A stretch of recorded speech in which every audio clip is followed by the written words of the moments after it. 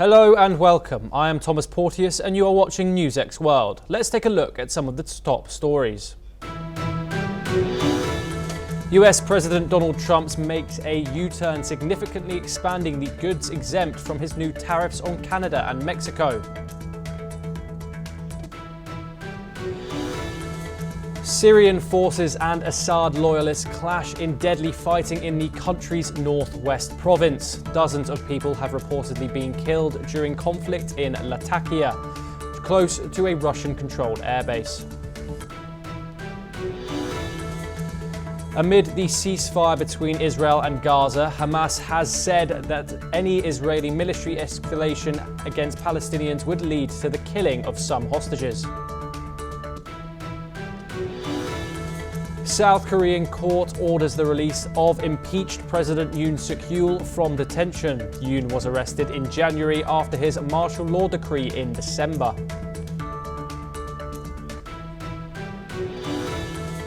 Russian Foreign Minister Sergei Lavrov says no room for compromise on European troops in Ukraine, adding that such a move would be seen as the direct involvement of NATO forces in the war. SpaceX's latest launch of its Starship mega rocket ends in a mid-air explosion. The incident leads to the closure of Florida airports moments after a successful booster recovery. NASA's Sunita Williams hands over command of the International Space Station to Roscosmos cosmonaut Alexei Chovokin. Tropical cyclone Alfred lashes parts of eastern Australia. Early winds and rain leads to the closure of schools and public transport along the Queensland coast.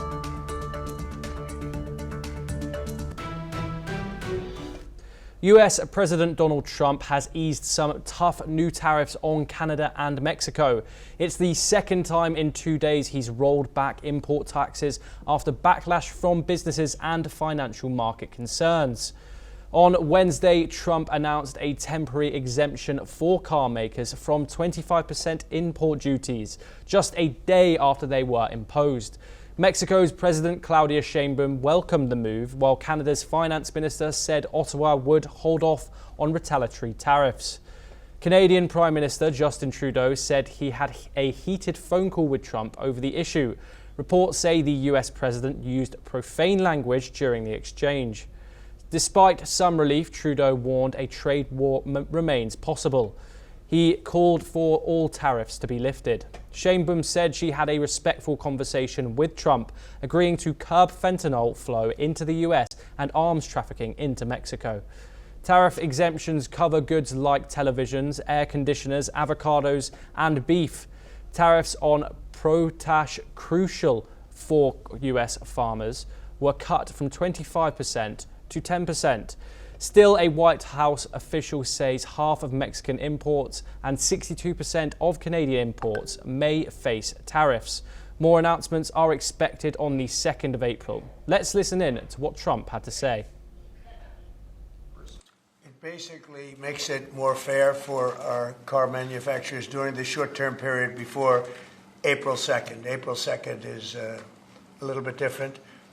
That will be much more significant, but during this interim period between now and April 2nd, this makes it much more favorable for our American car manufacturers.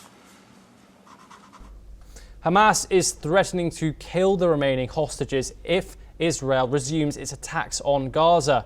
A Hamas military spokesperson issued the warning on Thursday, saying any escalation will lead to dire consequences.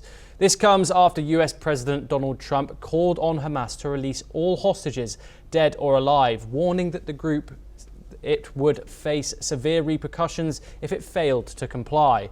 Trump also pledged full support to Israel. Hamas accused Israel of stalling and prioritizing political interests over the lives of captives. Abu Abeida, spokesperson for Hamas's Al-Qassam brigades, said any further aggression would cost Israeli hostages their lives. Trump met with 8 released hostages at the White House on Wednesday. The US president promised continued efforts to bring the remaining captives home. Israeli Prime Minister Benjamin Netanyahu says up to 24 hostages are still alive in Gaza, with at least 35 others believed to be dead. Among them is Eden Alexander, the last known American-Israeli hostage. We are joined by Joshua Barnes, our reporter, anchor and correspondent. Joshua, what can you tell me about this update from Hamas, and how do we think Trump will respond to this statement from them? Yes, well, we know the statement that's come through from Trump was very clear. He said that it's up to you now. If these hostages don't get released, then there will be severe consequences. What that exactly means, we're not sure. But Hamas have remained steadfast in their response, saying that they won't accept any further military action in Gaza, saying, of course, as you've mentioned, it will lead to the killing of hostages. They've referred to Trump's words as bullying. We know the situation is tense. The current ceasefire negotiations have stalled. Phase 1 of the ceasefire has stalled, and that means that aid currently isn't going into Gaza to serve the millions of Palestinians who are living in difficult conditions. But for Hamas, the hostages, some experts say, are sort of their last hope. For Israel, of course, they remain strong, that they want the bodies of the dead and alive hostages returned. But these experts are saying that if Hamas don't have these hostages, for them, there's not really anything stopping Israel resuming with a full-blown military assault on Hamas. They've remained clear, Israel, saying that they want Hamas to be removed, make sure that there's no repeat attacks like we saw on October the 7th and the following incidents we've seen as well. But a very difficult situation. I think it's interesting to see how Israel will react to this. Will this instigate further action from Israel? Is this just a threat from Hamas to say we still hold some cards? Ultimately, the hostages want to be returned. Netanyahu wants the hostages to be returned dead or alive as soon as possible. So there is an impasse here. Trump, of course, is throwing his weight into this as well. We remain and we wait to see what will happen off the back of it. But a very turbulent time for those living in the Middle East, both in Gaza and in Israel. Yes, thank you, Joshua, for those updates. We will now move on. Russia has condemned French President Emmanuel Macron's recent remarks on nuclear deterrence, calling them a direct threat to Russia. On March the 5th, Macron said he was willing to extend France's nuclear protection to European allies due to growing concerns over US foreign policy shifts. Конечно, это угроза в адрес России. Если нас считают угрозой, собирают встречу начальников генеральных штабов европейских стран и Британии. Говорит, что необходимо использовать ядерное оружие, готовиться к использованию ядерного оружия против России. Это, конечно же, угроза.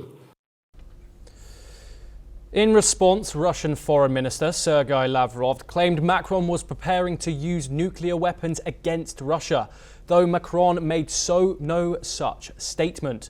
Kremlin spokesperson Dmitry Peskov supported Lavrov's view, calling Macron's comments very confrontational and accusing France of escalating tensions. Macron's remarks come as European leaders push for increased defence, military spending and military support for Ukraine. This follows fears that US President Donald Trump may not defend Europe in a case of a Russian attack. Polish and Lithuanian leaders have welcomed the idea of France extending its nuclear protection to European allies. Mener des conquêtes. La seule puissance impériale que je vois aujourd'hui en Europe s'appelle la Russie. Et c'est un impérialiste révisionniste de l'histoire et de l'identité des peuples. Et notre volonté, nous, c'est d'être une puissance de paix et d'équilibre. Au fond, tout ce que nous faisons, par les choix, y compris d'ailleurs de nos armées, pour éviter la guerre de demain, ce sont des choix de paix. Et donc je pense que le président Poutine devrait revenir à cette vision-là. European Union leaders on Thursday committed to working together to bolster the continent's defences and to free hundreds of billions of euros for security after US President Donald Trump's repeated warnings that he would cut them adrift to face the threat of Russia alone. With the growing conviction that they will have to now fend for themselves, the leaders also took note of a Commission offer of loans worth $162 billion to buy new military equipment and invited EU headquarters staff to examine this proposal as a matter of urgency. Ukrainian President Volodymyr Zelensky has said his talks between Ukraine and the US on ending the war will take place in Saudi Arabia next week. In his nightly address on Thursday, Zelensky said he would travel to Saudi Arabia on Monday and his team would stay on hold talks with US officials. We are once again joined by Joshua Barnes, anchor and correspondent for NewsX World. Joshua, what can you tell me about this meeting between Zelensky in Saudi Arabia? What information do we have on it right now? Yes, we know this meeting will take place in Saudi Arabia between Ukrainian officials and US officials. This, of course, comes on the backdrop of a meet between Zelensky and Trump and JD Vance, which blew up in the White House, a clash which led to serious ramifications for Ukraine. We know military aid was cut. We know intelligence was cut, with European nations, as you've mentioned already, looking to step up in the place of the United States. But this signals the first meeting between the two nations since that clash in the White House. Now, Ukraine have remained strong in their position. They want, of course, support and guarantees from the United States. There potentially will be conversation around a mineral deal, which Zelensky was in the US to sign, which in Trump's eyes is the way that Ukraine can repay the US for all of the support that the Biden administration gave to them during the war. But it remains to be seen how fruitful these talks are. Of course, the United States have held similar talks with Russian officials. That happened in February, also in Saudi Arabia as well. So whether this is the start of further discussions or this is a rebuilding of relationships, it's a positive move for Ukraine and a positive move for the geopolitical balance as we look at the instability that's been caused off the back of the clash that we had in the White House. Thank you very much, Joshua. We now move on to some more news stories. US astronaut Sunita Williams will transfer command of the International Space Station to Russian cosmonaut Alexei Ovchin, said Roscosmos, Russia's state-run space corporation, in a statement. Sunita Williams and Butch Wilmore, who launched aboard Boeing's Starliner aircraft last June, were initially scheduled to return to Earth in just 8 days. Their mission was extended by several months due to technical faults with the Starliner aircraft.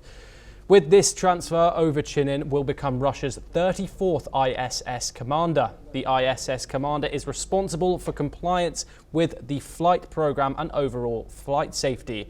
In case of an emergency, the commander must inform the mission control centers in Russia's Korolyov and US Houston. Let's now take a look at some news updates from the Indo-Pacific. New Zealand's top spy has warned of the security risks posed by China's growing influence in the Indo-Pacific and said his agency would ramp up scrutiny of the Cook Islands after the nation deepened ties with Beijing.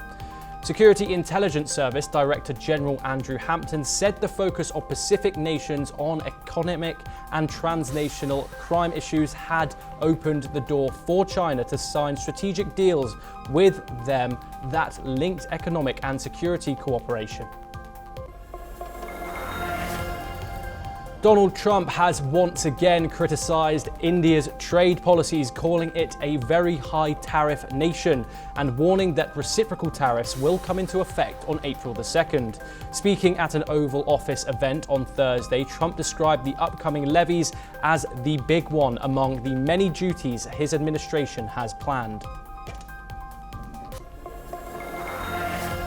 The Sri Lankan Navy on Friday said it arrested 14 Indian fishermen and seized a fishing boat for allegedly poaching in the country's territorial waters. The Navy arrested the Indian fishermen during a special operation conducted in the sea area of South Mannar on Thursday night. The seized boat and Indian fishermen were brought to Mannar and will be handed over to the Fisheries Inspector of Mannar for onward legal proceedings, the Navy said in a statement. Foreign Minister Takashi Inoue and Economy and Trade Industry Minister Yoji Muto are in talks with their UK counterparts, Foreign Secretary David Lammy and Business Secretary Jonathan Reynolds, in Tokyo for economic talks this week. The Japanese and British government are likely to reaffirm their commitment to emergency cooperation. This marks the first ever 2+2 meeting between Japan and the United Kingdom, focused on economic matters. At the meeting, the economic ministers are expected to sign a memorandum of understanding on cooperation in offshore wind power, a key move to further strengthen their economic partnership.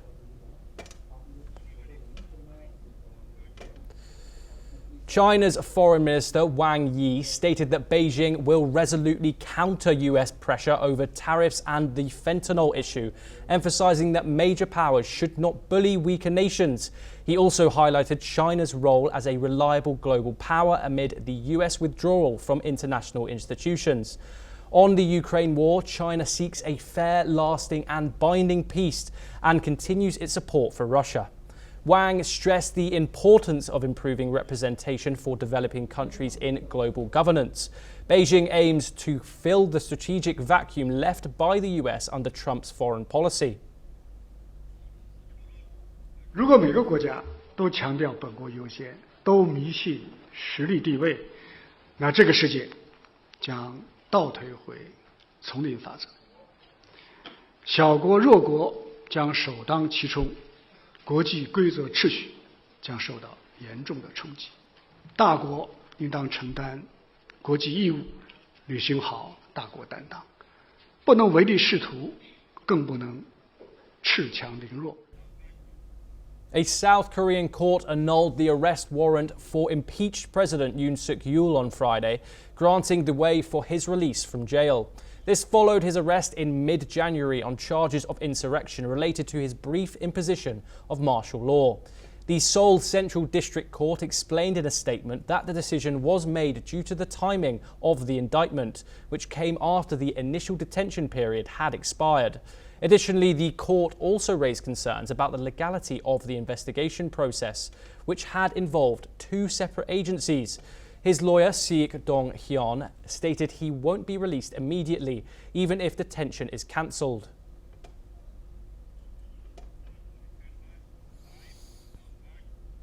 Australia has ordered thousands of residents in its eastern regions to evacuate as tropical cyclone Alfred approaches. The storm is expected to hit early Saturday north of Brisbane as a Category 2 cyclone, bringing heavy rain, strong winds and large waves. Authorities have warned of life-threatening flash floods and urged residents to secure their homes and move to safer locations. Over 80,000 homes in Queensland and New South Wales have already lost power due to the storm's impact. Emergency services remain on high alert with evacuation centres set up in affected areas. Residents are advised to stay indoors and avoid unnecessary travel for the next 36 hours.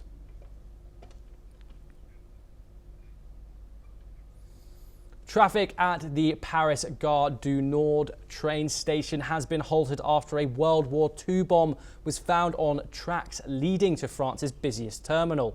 As per reports, the unexploded bomb was found in the middle of the tracks, about 2.5 kilometres from the station, overnight during maintenance work carried out in the northern Paris suburb of Saint-Denis. Transport Minister Philippe Tarabeau warned that rail traffic at Gare du Nord would remain heavily disrupted all day, which usually sees an increase in commuters due to the weekend travel. This was not the first time that the discovery of a World War II bomb paralysed rail traffic in the French capital. And that is all we have time for. We will continue to bring you more news updates from across the world.